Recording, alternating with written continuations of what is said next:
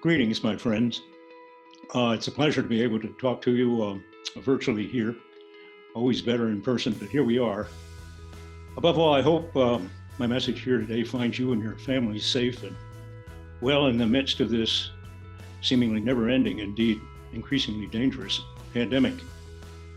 I was offered the opportunity today to say a few words to you on behalf of the P&G Alumni Association, which in fact, surprisingly to me, is recording its 20th anniversary.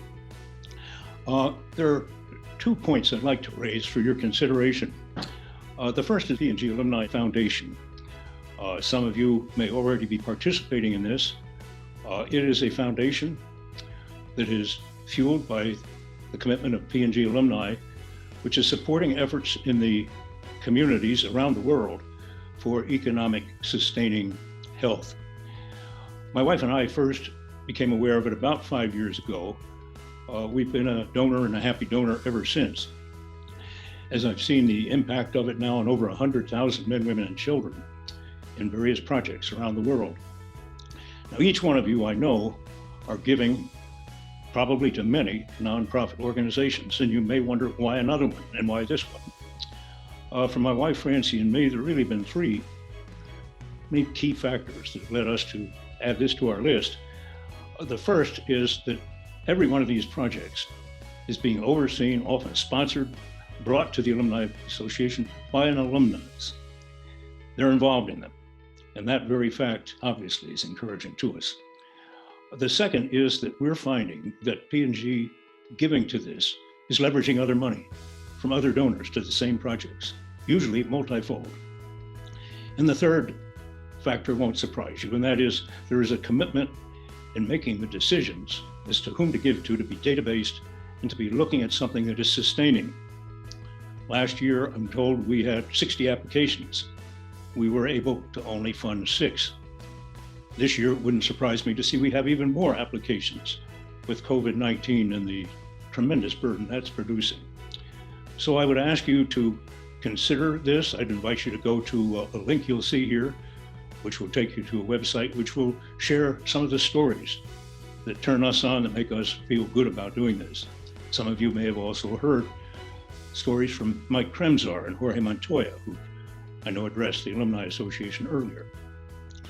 The second thing I'd like to talk to you about is something that I've become really committed and involved in benefiting from, and it's a podcast called Learning from Leaders.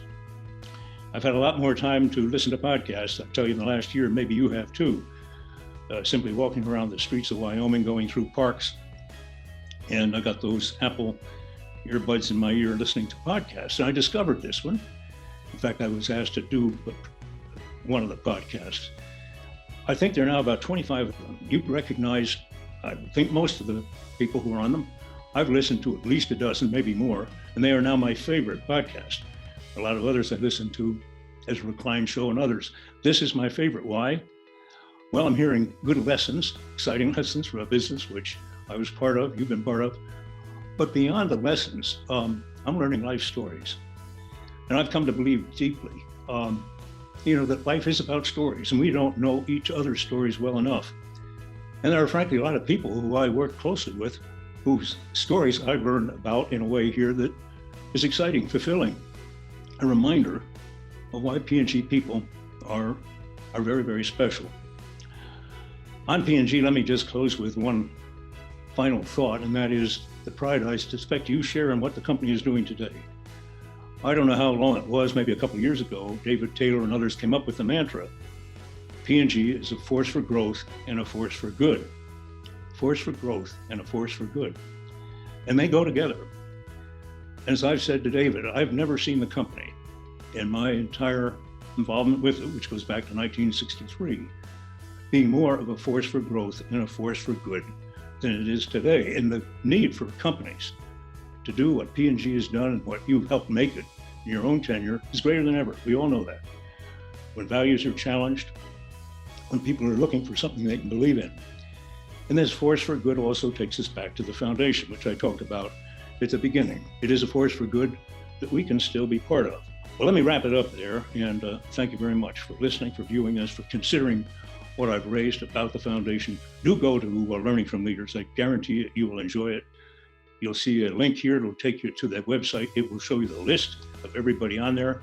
Pick out your favorites, get started, and I think you'll hang in there, and it'll become a habit. If you're listening to podcasts, this will become one of your favorites. But to close, we're reaching the end of the year. I want to wish you all the happiest of holidays, the best of health in the year ahead. We've got a vaccine coming. There's hope on the horizon. Don't relent now.